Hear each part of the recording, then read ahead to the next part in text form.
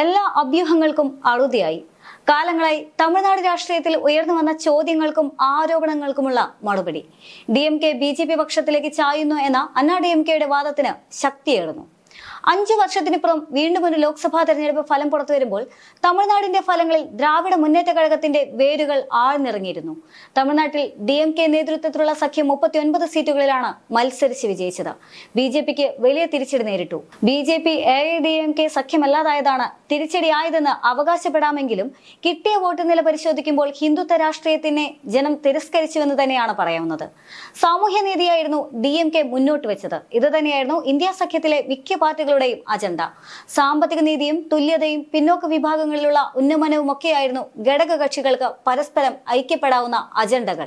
അതിനൊപ്പം ജനം നിന്നതോടെ BJPയുടെ അജണ്ടകളെയെല്ലാം തമിഴകം പൂർണ്ണമായും തള്ളി.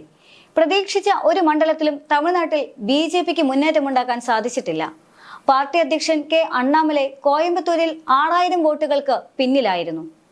ഒരു ബൂത്തിൽ അണ്ണാമലയ്ക്ക് ലഭിച്ചത് 1 വോട്ട് മാത്രമായിരുന്നു. എന്നാൽ DMK സ്ഥാനാർത്ഥിക്ക് 1,99,077 വോട്ടുകളും അണ്ണാമലയ്ക്ക് 12,874 വോട്ടുമായിരുന്നു ലഭിച്ചത്.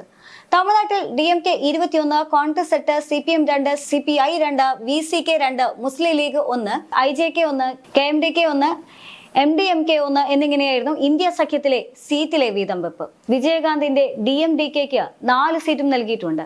NDA സഖ്യത്തിൽ BJP 18 സീറ്റിൽ മത്സരിച്ചു. AJK, IMAMA, TMMK തുടങ്ങിയവർ ഓരോ സീറ്റിലും താമര ചിഹ്നത്തിൽ മത്സരിച്ചു. തമിഴ് മാനില കോൺഗ്രസ് 3, അമ്മ മക്കൾ മുന്നേറ്റ കഴകം 2 സീറ്റിലും മത്സരിച്ചു. സ്വതന്ത്രനായി മത്സരിച്ച O പനീർസെൽവത്തിനും BJPയുടെ പിന്തുണയുണ്ടായിരുന്നു. ഭാവിയിലേക്കുണ്ടാകുന്ന പ്രതിസന്ധിയിൽ DMK BJPയിലേക്ക് ചായുമെന്ന അഭ്യൂഹം ശക്തമായി തുടരുകയാണ്.